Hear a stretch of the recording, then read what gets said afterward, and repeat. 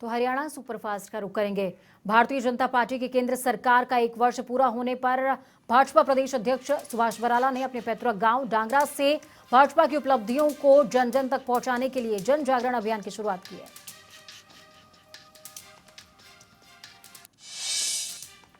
जन जागरण अभियान का शुभारंभ करते हुए बीजेपी प्रदेश अध्यक्ष सुभाष बराला ने कहा कि केंद्र में बीजेपी सरकार का 1 वर्ष पूरा हो चुका है। 1 वर्ष के छोटे से कार्यकाल में बीजेपी की सरकार ने ऐसे ऐतिहासिक निर्णय लिए हैं जिसे देश के हर वर्ग ने सराहा है। बहादुरगढ़ में बीजेपी के जिला अध्यक्ष विजेंद्र दलाल ने लाइन पार क्षेत्र से जन जागरण अभियान की शुरुआत की। इस दौरान पार्टी कार्यकर्ताओं ने टोली में बंटकर लोगों पर घर पर गए। वो प्रधानमंत्री के पत्र के साथ पहुंचे।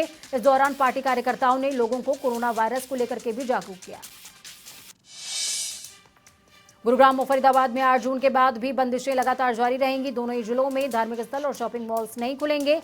वहीं बाकी जिलों में जरूरी एहतियातों के साथ धार्मिक स्थल और शॉपिंग मॉल्स खोले जाएंगे।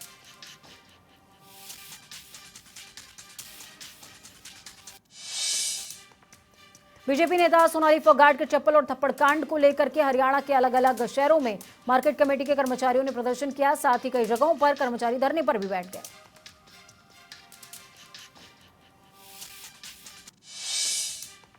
बीजेपी नेता सोनाली फोगाट के खिलाफ कई अन्य संगठनों ने भी मार्केट कमेटी के कर्मचारियों के धरने का समर्थन किया है और सभी कर्मचारियों ने बीजेपी नेता सोनाली फोगाट के खिलाफ जमकर नारेबाजी की। फतेहाबाद में भी मंदिर खोलने की तैयारी शुरू हो चुकी है। मंदिरों में भगवान की मूर्तियों को सैनिटाइज किया जा रहा है। मंदिर के प्रबंधकों ने जानकारी देते हुए बताया कि एक समय पर 10 से ज्यादा भक्तों को मंदिर में प्रवेश करने की इजाजत नहीं होगी।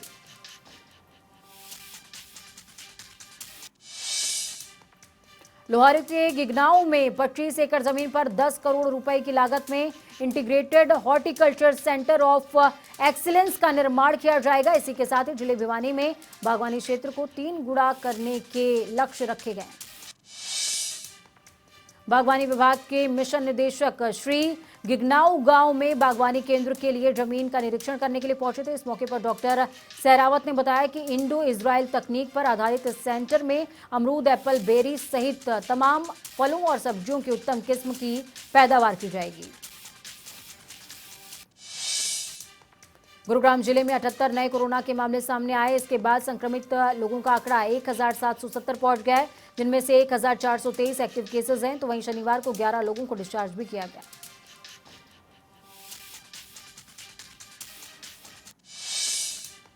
महेंद्रगढ़ में पुलिस द्वारा गिरफ्तार किए गए 2 आरोपियों की रिपोर्ट कोरोना पॉजिटिव आई है। आरोपियों के कोरोना पॉजिटिव मिलने के बाद पुलिस चौकी और पुलिस क्वार्टर को सैनिटाइज किया गया। कैथल जिले के गांव नैना में 12 वर्षीय बच्चे की कोविड-19 रिपोर्ट पॉजिटिव आई। जिला महामारी अधिकारी शमशेर सिंह ने बताया कि 12 वर्षीय बच्चा हाल ही में परिजनों के साथ गुरुग्राम से लौटा था। भिवानी में कोरोना का कहर थमने का नाम नहीं ले रहा। पिछले कई दिनों से जिले में हर रोज 5 से 7 नए मामले सामने आ रहे हैं। रविवार को भी जिले में कोरोना के 7 नए मामले सामने आए, जिसके बाद जिले में कोरोना के एक्टिव केसेस की संख्या 60 हो गई है।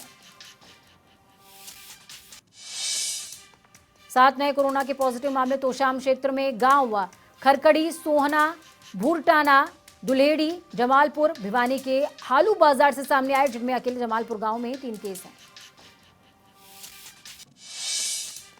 मेट्रो शहरों के बाद अब धीरे धीरे कोरोना अपने पैर ग्रामीण क्षेत्रों में भी पसारने लगा है, जिसके चलते आरएमपी और एसोसिएशन से जुड़े चिकित्सकों ने बैठक करते हुए लोगों को जागरूक करने का बीड़ा उठाया।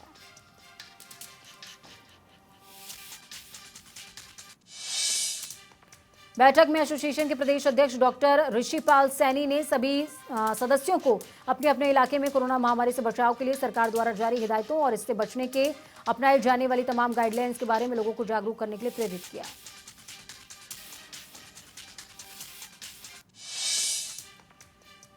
कोरोना वायरस के संक्रमण के खतरे को देखते हुए कनीना में बिना मास्क लगाए घूमने पर 500 रुपए का जुर्माना लगाया जाएगा। साथ ही कानून के तहत कार्रवाई भी की जाएगी।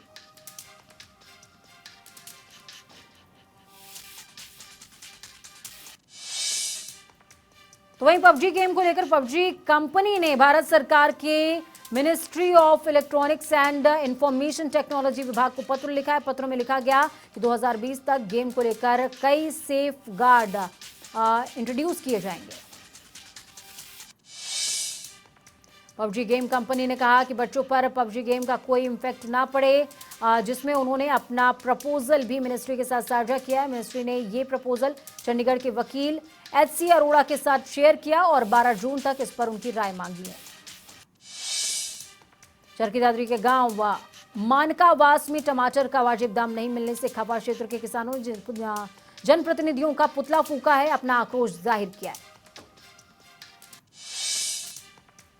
बीकेयू यानी कि भारतीय किसान यूनियन जिला अध्यक्ष जगबीर घोसला ने धरने की अगुवाई करते हुए कहा कि क्षेत्र के दर्जनों गांवों के टमाटर उत्पादक किसानों को इस बार काफी नुकसान हुआ है, सरकार को किसानों की मदद करनी चाहिए।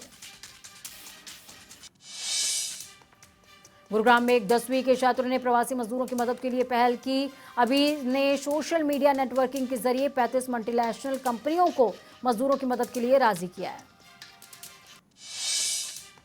छात्र अभी ने कंपनियों से मिले सहयोग के बाद रेड क्रॉस सोसाइटी के साथ मिलकर मजदूरों तक खाने पीने की तमाम चीजें पहुंचाई। अभी ने अपनी इस पहल के जरिए हजारों प्रवासी मजदूरों को राहत पहुंचाने का काम किया है।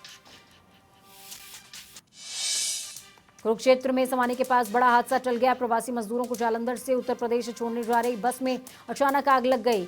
हादसे में बस में 31 लोग सवार थे। सरकार लोगों को मास्क पहनने के लिए जागरूक करती नजर आ रही है, तो वहीं मास्क न पहनने वाले लोगों पर सख्ती बरतती भी नजर आ रही है। बारड़ा में पुलिस ने बाजार में बिना मास्क के घूम रहे 3 लोगों के चालान किए। रतिया में गंदे पानी की निकासी न होने से जाखंदी दादी प्रेम नगर में लोगों ने विरोध प्रदर्शन किया। लोगों ने जल्द सफाई नहीं होने पर बड़े आंदोलन की चेतावनी दी है।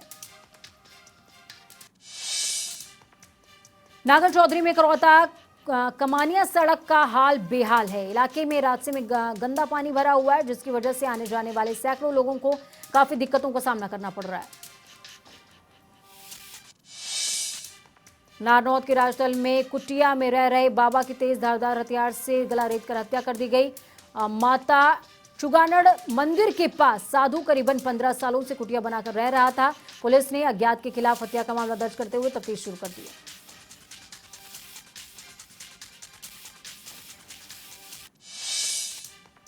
प्रीतनगर में चोरों ने एक घर में सेंधमारी की, लाखों का सोना लेकर फरार हो गए। जानकारी के मुताबिक करीबन 24 तोला सोना और 1 लाख की नकदी चुराकर चोर फरार हुए हैं। फतेहाबाद में हेरोइन तस्करी के आरोप में 3 आरोपियों को गिरफ्तार किया गया। जानकारी के मुताबिक एक आरोपी अस्पताल में पुलिस कस्टडी से भाग गया था, लेकिन पुलिस ने जल्दी आरोपी को गिरफ्तार कर लिया।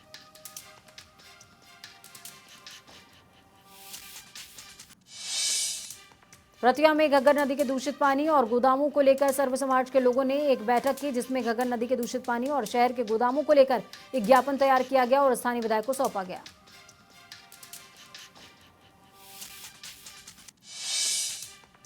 तो वहीं लोगों की समस्याओं का ज्ञापन लेने के बाद विधायक लक्ष्मण दास नापा ने सर्व समाज के लोगों को जल्द से जल्द समस्याओं को दूर करने का आश्वासन दिया।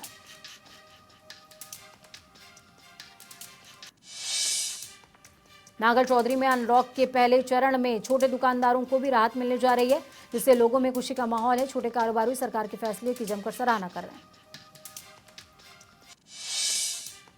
दुकानदारों ने कहा महामारी के चलते लॉकडाउन होना जरूरी था। हालांकि लॉकडाउन में काफी नुकसान का सामना करना पड़ा, लेकिन अब सरकार के निर्देशों पर धीरे धीरे कारोबार पटरी पर लौट रहा है।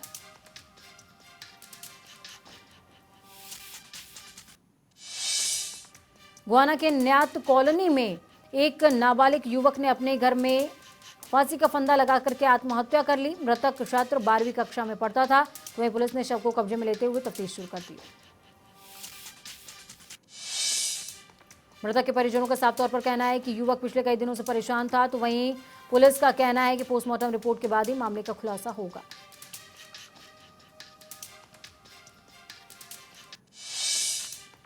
गोहाना के सरकारी अस्पताल में तैनात सुरक्षाकर्मी पर एम्बुलेंस चालक ने गोली चला दी। हालांकि इस घटना में सुरक्षाकर्मी बाल बाल बच गया। तो वहीं घटना की सूचना मिलते ही पुलिस अब पूरे मामले की तफ्तीश में जुटी हुई है। सुरक्षाकर्मी के बयान पर पुलिस ने मेडिकल के 2 एम्बुलेंस चालकों पर हत्या के प्रयास का मामला दर्ज कर लिया। सुरक्षाकर्मी ने पुलिस को बताया कि ड्यूटी के दौरान दोनों आरोपी चालकों ने नशे में उस पर गोली चलाई।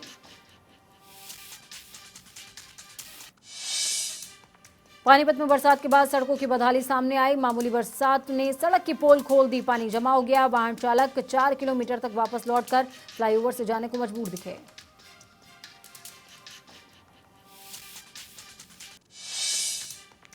कुरुक्षेत्र में कुछ दबंगों ने घर में घुसकर एक परिवार के साथ मारपीट करी। मामले में पीड़ित परिवार का कहना है कि घर के साथ खाली पड़े मकान पर कब्जा करने के इरादे से हमला किया गया, तो वहीं हमलावरों ने सारी हरकत सीसीटीवी कैमरे में कैद हो गई।